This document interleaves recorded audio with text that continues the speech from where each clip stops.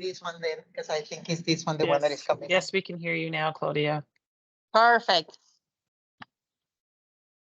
Perfect. So it's my honor to present this topic today. I have been thinking about this presentation since 2018 when we had the first WES, because people were getting rejected for their P.Eng application or their PGeo application, and they had the same work experience as somebody else, the same education as somebody else, and the same, now we have competencies in APEGA, but in other jurisdictions, Ontario, Quebec, they don't have the same 22 competencies we have in APEGA. It depends on what province you're in.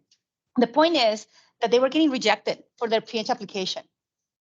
And they worked in Edmonton with me, and they were doing the same work I was doing. Why did you get rejected and this person get approved?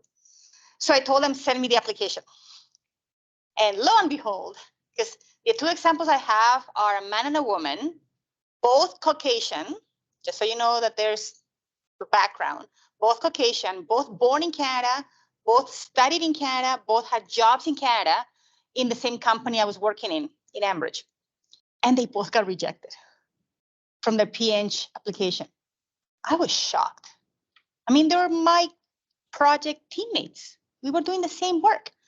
So I asked them to send me their applications. And when I saw the application for the woman, I understood exactly why I got rejected.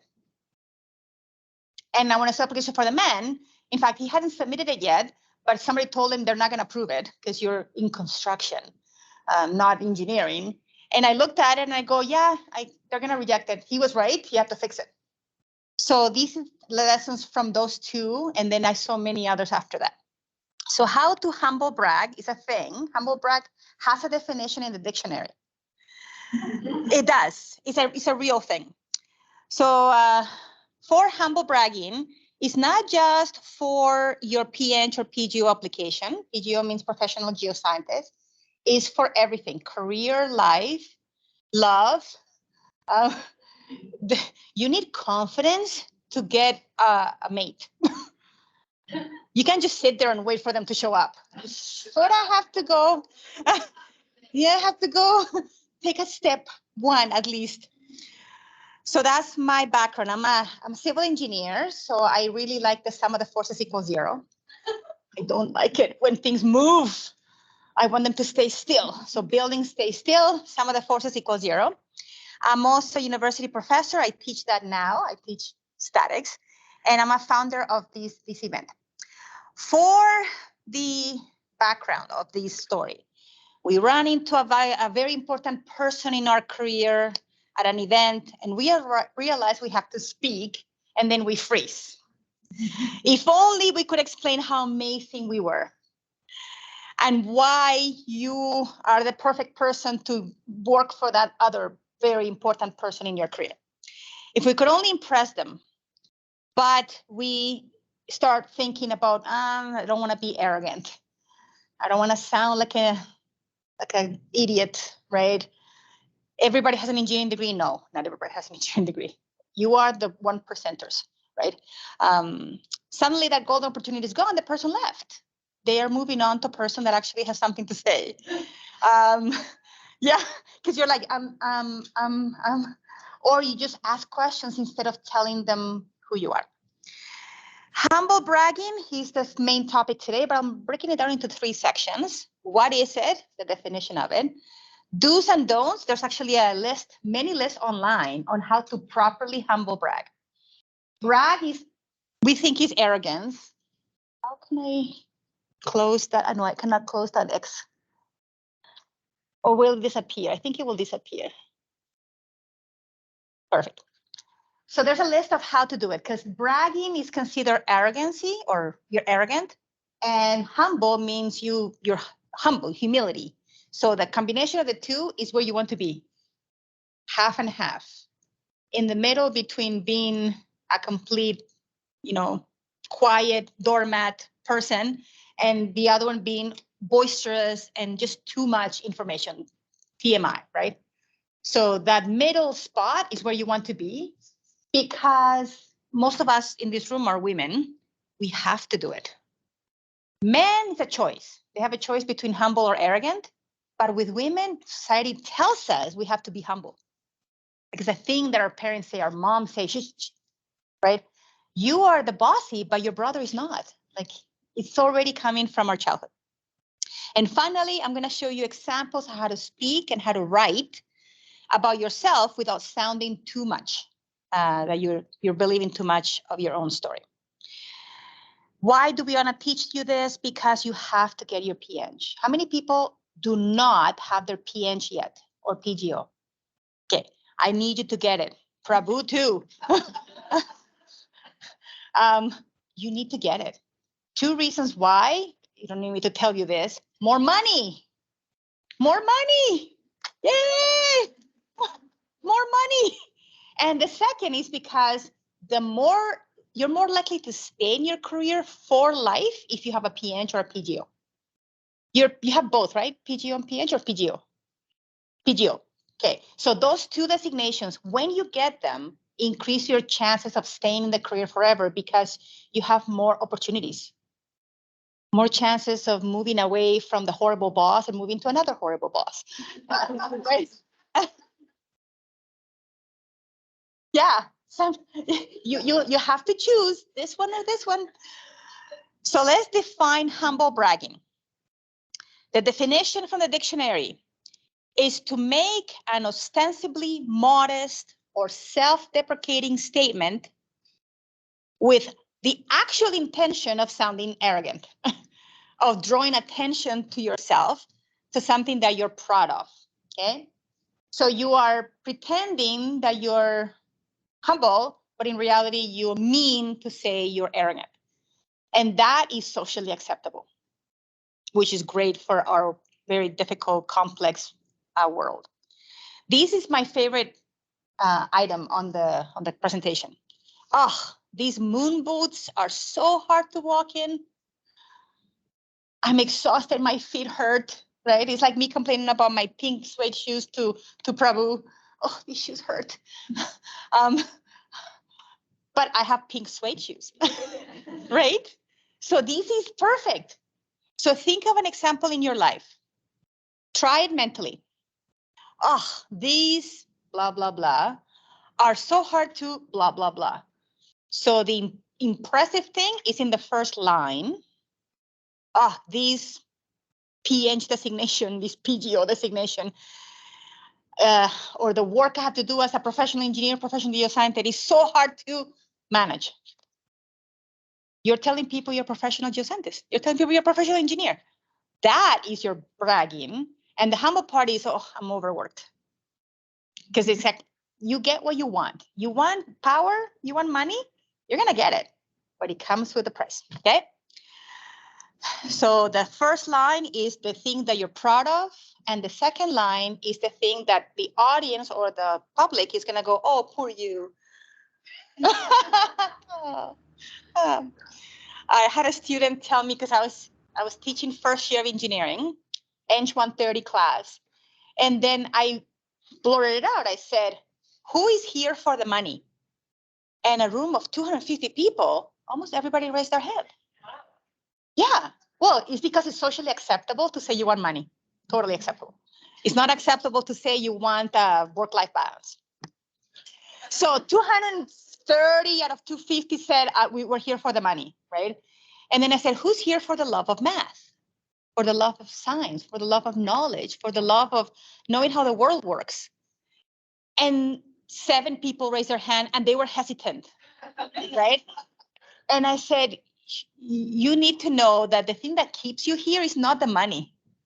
The thing that keeps you here is the science and the math and oh, I know how this works. I know how to prevent this pipeline from exploding. I know how to build this high rise. I know how to do this computer code, right? That's the stuff that keeps you. The money is to maintain your food and your bed and your kids, but you can make money anywhere. Somebody saw. You have to go on mute, Amani. Thank you. Amani, you have to go on mute. So we can make money anywhere. What is the most common career women go to after they quit engineering? Does anybody know? Nope. Nope. CEO of some kind of financial or selling organization. Yeah. You are more likely to become a CEO when you quit engineering. Why? Because they love your training and they love your experience from before. And they're like, what do you mean you want to work for us? Yes, yes, you're in. So you get promoted after you quit engineering. That's a terrible thing. Right, right. Sorry, geoscience. Yes. Right. You still can maintain it. You just have to be creative about how you maintain your professional designation. Yeah. Gilgal Umia is a motivational speaker. I think she lives in Africa, but she's famous in North America too. She says, you can be loaded and not be needed. They don't need you. If you're not audacious or brave about shining your light. The secrets that we keep from our bosses about how amazing we are ridiculous. I'm gonna say this, my mother, she just finished a Harvard certificate in teaching, and she has yet to put it on LinkedIn. What? I go, but Harvard, professional instructor, oh, that's too much. Yeah. So I want to do it for her. I need to hack into her LinkedIn account. One of these is when I hack into it, I'm gonna put it up there. Me, I completed something similar to her, but at NATE, much smaller institution. It's like the SAIT counterpart in Edmonton. I put that thing on LinkedIn within seconds of receiving it from NATE. So my mom says, but why'd you put it so fast? You have to wait. Wait for what? It's now it's hot news. So I got more responses from this NATE thing, which in my opinion is small potatoes, but it's actually big potatoes for other people, than my mother could ever imagine with her Harvard certificate. So you need to shine your light. Be a little bit brave about that. So how does humble bragging help you? Networking, better jobs to get your professional designation. Networking, get better jobs, professional designation. Networking is also love. If you're looking for a partner for life, networking, that's how you find people. You're giggling, it's true. You know how many engineers are married to engineers? You know how many geoscientists are married to engineers? Geoscientists to geoscientists, right? Technologists to engineers. Who is a technologist here? Yeah, one person. My husband's a technologist. When we met, he goes, you have to be nice to the technologists. That was the secret. That was the secret of my career. I'm nice to the technologists because engineers depend on the technologists. For networking, the whole purpose of networking is to help people, and for them to help you, tell them who you are. Don't exaggerate, don't lie. Just tell them what you do. You think you're not special? This room is already the cream of the crop of STEM. This room, we forget that. For better jobs, cats always ask for what they want. Who has cats? They're not humble. No, they don't. The dogs are humble, but the cats are not. The cats always ask for what they want, just in case you give it to them. Ask. How many times do you have to ask your boss for a raise? Give me the number. How many times did you have to ask your boss for a raise and then you got it? Give me a number. So 2, some people say 2. Any other numbers? 1. Wow, that's powerful. You haven't asked? Ask. What's the worst they can say? Right. They're not going to fire you.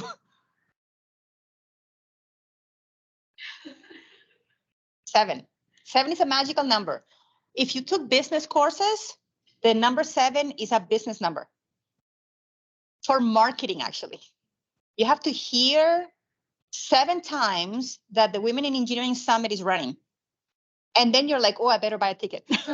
7 times. Our social media people were busy with this, trying to get to the 7. Very few people register after 1 message. Yeah. Tell them 7 times. Ask and tell why you need more money. You don't have to tell the why. I need more money or a new job. I need to have this job. Why? Because it looks good for my career. Or I want to help the company. Whatever you want to say, as long as it's truth. How to get your PEng? Bragging, humble bragging helps. I'm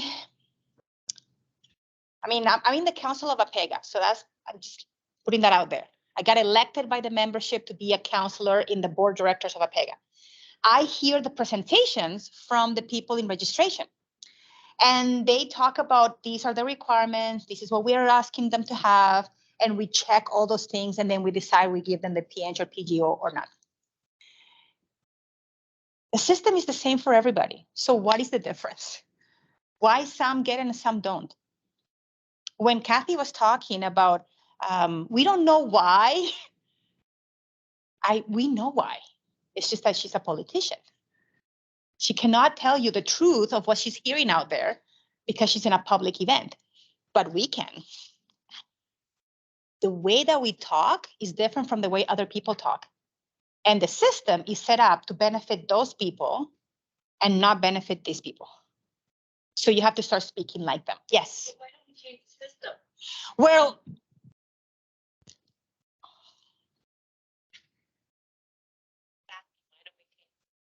because it's changing, but not fast enough for our liking. You can leave it there for now. It's not changing fast enough for our liking. We need more women in management, and maybe that will help make the flip a lot faster.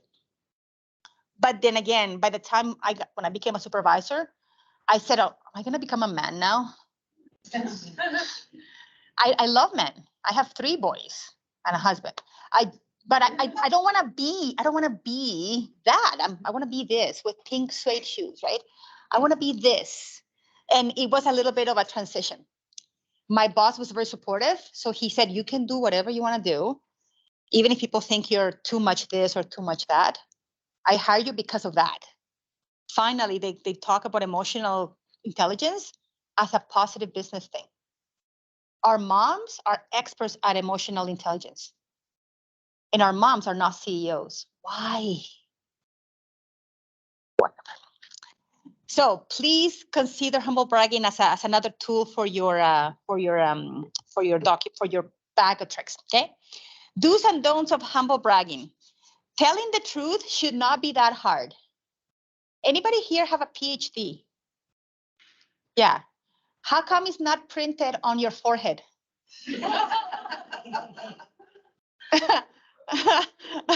I'm serious. Right. Because people are like, is it like a real doctor? That's what they always do. This thing of PhD is not seen as well in Alberta, but in Europe, it's an amazing thing to have. So you have to sort of focus your job applications, and then you might have to hide the PhD, but you should telling people that you have it. The reason why Enbridge hired me what year was that? 2001. The year that Enbridge hired me, my interviewer, my first boss said, we hired you because of the master's in construction, but we're not going to pay you because of your master's in construction. So genius. They had, 100 applicants, bachelor, master's, bachelor. We're picking the master's. Same pay, but it made a difference, right? So telling the truth should not be hard. No, I was stupid back then. Yes. You know better now. Yes. Can you help me? Can you help me with the microphone? I have a question in the back over there. No, it took me 7 years to be brave enough to ask for a raise. And by then I was 30% below my colleagues. Yeah. It's kind of tricky because you were maybe high education and they don't pay you as you want. So they prefer to have a master bachelor rather than having a PhD. Yes. But that's in Alberta. That is not common around the world. That's an Alberta thing. That where is back home? Asia? Really? What country? In Iran? Yeah, it was like All my teachers are from Iran. They're genius in engineering, construction, project management. I'm surprised. So this is what you do. You adapt to the society, right? The society does not want to reward PhDs because they think you're going to ask for double or triple the money. I think that's the problem, that they think you come in expecting three times the money. So maybe that's the problem. So you adapt. You don't put it on the top of your resume. You hide it under summary of skills. But you're still doing the transferable skills and qualifications and learning and education and knowledge, right? You're still telling them all the things you learn. You're just not labeling it PhD. So that you have to adapt to the society until they accept it.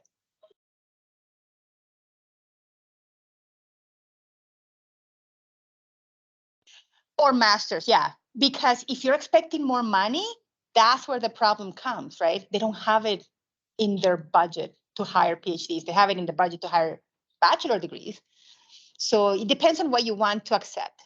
But that's only for private and public. What about research? Research, they do like PhDs. But then that field is so limited. Yeah, that's a very good question. So telling the truth, here are do's and don'ts about humble bragging. These moon boots are so hard to walk in. Be genuine. I'm not asking you to lie. When people lie, we check their LinkedIn, right? That's how I check people. I check their LinkedIn. Nope, you don't have a degree from any university that is known under the earth. Be genuine. Tell the truth. Letter B, share your excitement. If you're not excited about your education, who will? Who will? I have a friend that graduated from University of Pennsylvania. They brag about it every 5 minutes. Maybe because it's an American thing too. They have sweaters, more than one, with the name of their university in the front. UPenn. They drive you crazy. But eventually you need somebody for a job, and you remember all the times they told you they're experts in project management, and all the times they told you they're experts in water pipelines, or all the times they told you that they are experts at programming. All those conversations, now you're like, oh, I do need this person. So you call the graduate from the University of Pennsylvania. But we don't talk about it. Share your excitement. And then letter C, talk about your impact. Education is one thing, work is another. Work is the impact. What do you do with this education? That's the impact part. So share not just the education, but the work as well. Some of you had summer jobs in your dream company, and you don't talk about it anymore. You talk about the one that you had the full-time job on. But that summer job is more valuable to some people than you think. Oh yeah, I worked for 4 months at Microsoft or Google or whatever company you admire. I worked for 4 months there. That sometimes is the reason you get the job, not the 7 years at so-and-so engineering firm or geoscience company. So talk about the impact, and it doesn't have to be only the full-time jobs. It can also be the volunteer jobs. As a full-time employee, the highest designation I ever had was supervisor of a team of like 8 people. But as a volunteer, I've been CEO twice, president twice, vice president 4 times. That changes my resume compared to being just a leader, team leader in the lower level of the company. So talk about your impact. Now, what not to do? Don't ask questions. Especially don't ask, can you give me a job? Most people are gonna say, no, sorry, I'm not in HR, and they walk away. You don't do that. You talk about yourself and you let the conversation flow. And they're like, you know what? We need somebody like you. Or you say, I would love to work for your company. I can't get a hold of so-and-so for the life of me. And they're like, that's my buddy. I will introduce you via email. Don't talk too long, fast and snappy. I am the youngest, I don't know, or the only engineer in my family. That's a cool one. The only engineer in my family. Everybody else is lawyers and accountants. Be quick, be short. People are more likely to accept your short message than your overly long one. By the time you finish, they already forgot the beginning. And finally, don't sound too humble. What do we call it when somebody's too humble? What's that expression? Yeah, we have a term for those people who are obviously trying to be very humble, but you can see right through them, right? Yeah, don't sound too humble, please. Competence doesn't speak for itself. This is actually a YouTube, not a YouTube, a TED Talk video in YouTube under TEDx Talks. So if you just Google in YouTube, good bragging or Hannah Pryor or TED Talks bragging, you will get this link. The whole presentation is about good bragging. And then this was one of the slides that she shared. So Hannah said, competence doesn't speak for itself unless you get a tattoo of your PhD. If we could, we would be tattooed with all the things that we are amazing at, right? But we don't do that. We don't even have a sweater that says P.Eng or PGeo. Who has a sweater that says P.Eng or PGeo? I think we need to make them now. I've got a hat that says UPW. A hat. A hat is a start. A hat is a start. We need this. We need this. I actually have an apron that says engineer, kitchen apron, but it took me forever to buy it. Like you're so embarrassed to have engineer words on your or geoscience words on your clothing. So you have to say it. Nobody can read your mind. The description very quickly, we have learned that long-term success comes from being seen as both competent and likable by others. So to meet our big goals, whatever the big goals are, we need to learn how to be a good bragger and activate a new approach that achieves both, to be seen both as competent and likable at the same time. That's the summary of that video. Competent and likable at the same time. Do you know that the worst bosses are people that brag their way to the job? They are the epitome of arrogance, the epitome of selfishness, the epitome of I'm the only good person in this world. And we make them bosses of people. That's like the opposite of what you should do. You should hire the humble people to be the bosses of teams. But we don't do that because the humble people don't talk. So we hire the ones that talk and the ones that look like the picture of perfection. A word about Keanu Reeves. Who loves, and I'm not talking about liking, who loves Keanu Reeves? Keanu Reeves has the ability to be competent and likable at the same time. I mean, the way he talks, like they were analyzing, breaking down his talk, and he is humble bragging all the time. Very self-deprecating, but throwing in there, when I was filming my 27th movie, we had a birthday party for the director and we got chocolate cake. What? But it was difficult because we couldn't find the right chocolate flavor. So he's talking about the deprecating thing at the same time as saying I filmed 27 movies. So the way that he brags is that he compliments other people. The crew in my film, the crew at the Oscars when I presented the award for so-and-so, you presented at the Oscars, right? That's probably the reason why we like him so much, because he's constantly complimenting others by way of saying how awesome he is. He doesn't hide it. He doesn't hide it. Section 3, how to speak about yourself sans arrogance. So arrogance is the problem. We are taught not to be arrogant. So you need to get your PEng, you need to get your PGeo, or whatever designation you want to get.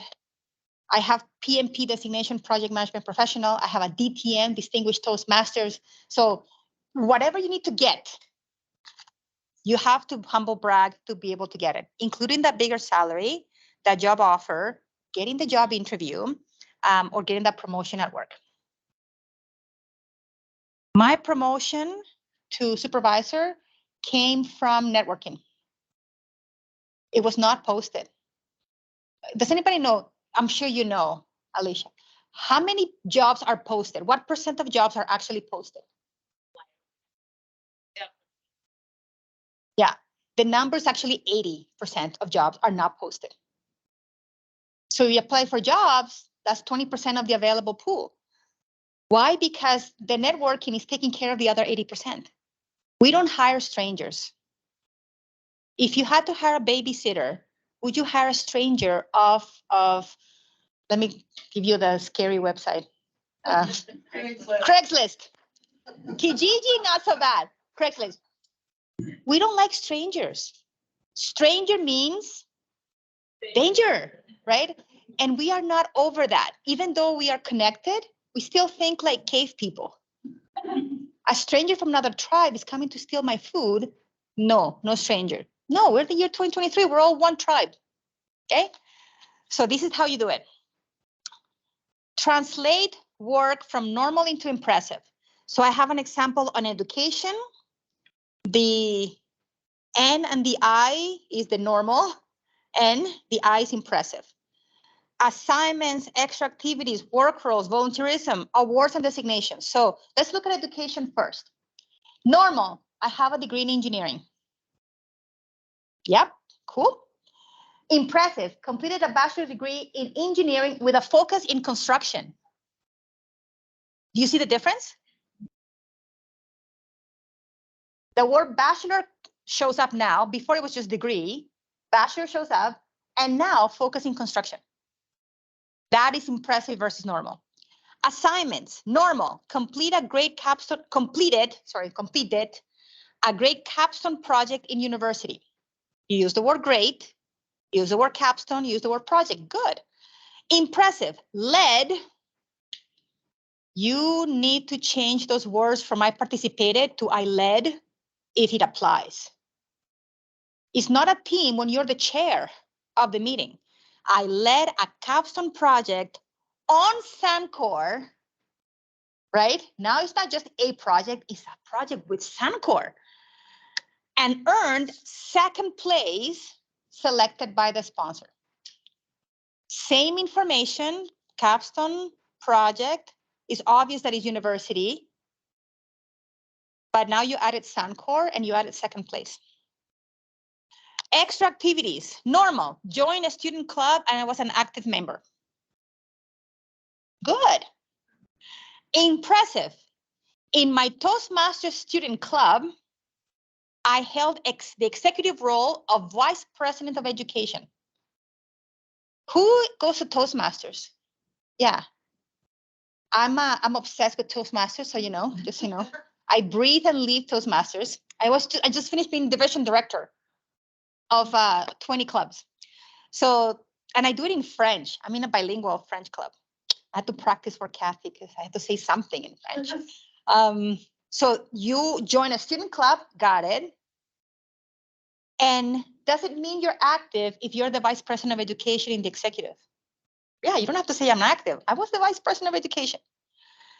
So you said the word Toastmasters, you said executive, and you said vice president. That's a difference between normal and impressive. Work roles. And I was a summer student at Williams Engineering. Impressive. Summer student at Williams Engineering supporting City of Edmonton clients or City of Calgary clients or City of Waterloo clients or City of Quebec, La Cité du Québec. Whatever it is, the difference between just being a summer student and in Williams Engineering is now that you were a summer student at Williams Engineering supporting a client called the City of whatever. Big difference. Volunteerism. Who's actually an obsessed volunteer? Yes. Our husbands would like it or our wives would like it if we were paid. Because we're always volunteering. So you get the good job so you can give them the money and then you can volunteer at your heart's content. So volunteerism. I volunteer in the United Way campaign at the office. Normal. Good, normal. Impressive. At the United Way campaign, I co-ran the closing ceremonies for 200 people. It's the truth, but you're hiding the truth. That's the problem with being too humble, we hide the truth. Last one, awards and designations. Normal, competed in swimming in high school.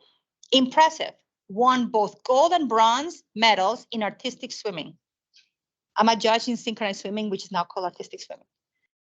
That's a big difference between I swam in high school to I got gold and bronze in artistic swimming. There's some research done on artistic swimmers. Many of them become CEOs and presidents of companies. Has anybody ever done swimming, just normal swimming? Okay, any artistic swimmers? Synchronized swimmers, really? I'm one of your judges. I was one of your judges. I'm sure.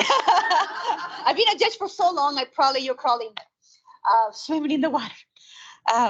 Artistic swimming is horribly hard. Horribly hard. It appeals to our competitive nature and it appeals to our perfectionism. So we enter those sports because they appeal to us. And then they teach us leadership and they teach us resilience. So we come out of there ready to be CEOs. The harder the sport, the more likely you are to succeed afterwards. Normal, earned a PMP designation in projects. PMP means project management professional. Have that designation too. Impressive, I got a project management professional PMP designation. PMP is not a common word. I had to translate it for you. You cannot just put that in your resume and expect people to understand unless they know what PMI, Project Management Institute is, unless they have a PMP themselves. You have to spell out the whole thing. The word project is good, the word management is good, and the word professional is good. So you have to actually express it. Tell the truth. That's all I'm asking you to do. Roadmap to humble bragging. You have to know why you're doing it. What is it that you want? Is it money? Is it a promotion? Is it a different office away from the bathroom? Your office could be in the horrible place. Can I have that office over there? That's also, I think, the request. Know why. Practice humble bragging, right? Watch videos, do it with your friends, do it with your family. Make a list of all the things you're going to say. You don't have to memorize it. You can just read it. Did you know that I was the blah, blah, blah, blah?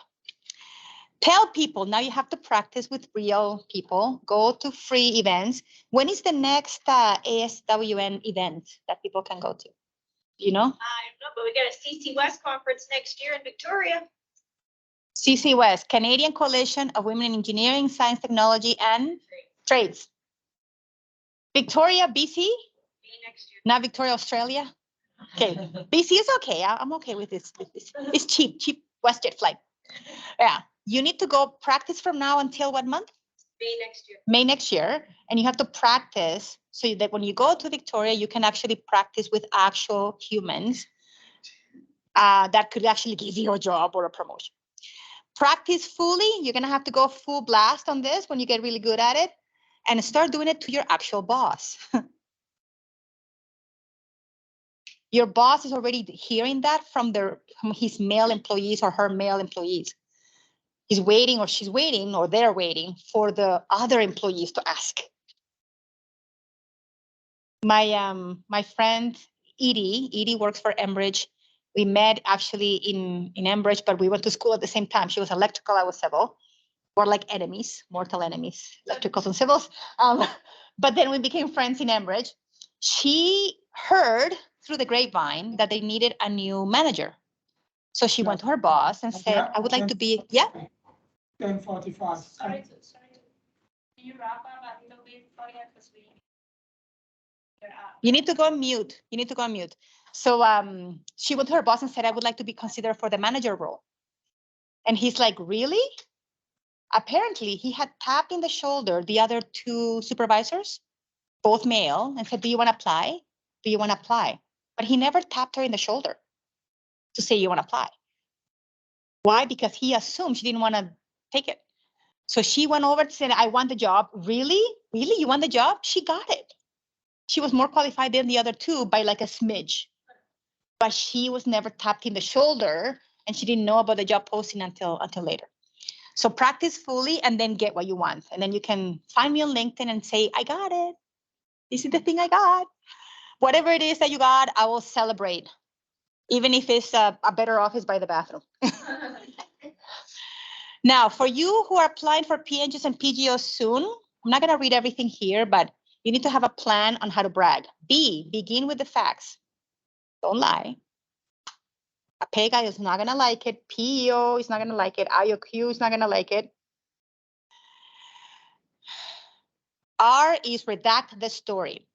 The reviewers of the application are looking for a well-connected story. You have to explain it. G, go for it. Stand by the application. And A, accept leadership.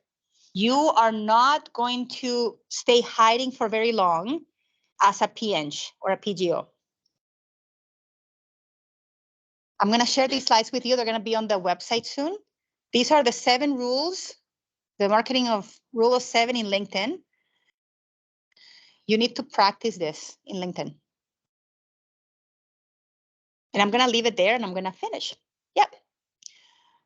Questions, please save your questions. You can ask me during the break. If you're online, put your questions on the chat and our webmaster people will collect them and we'll post answers on our website, womenineng.ca.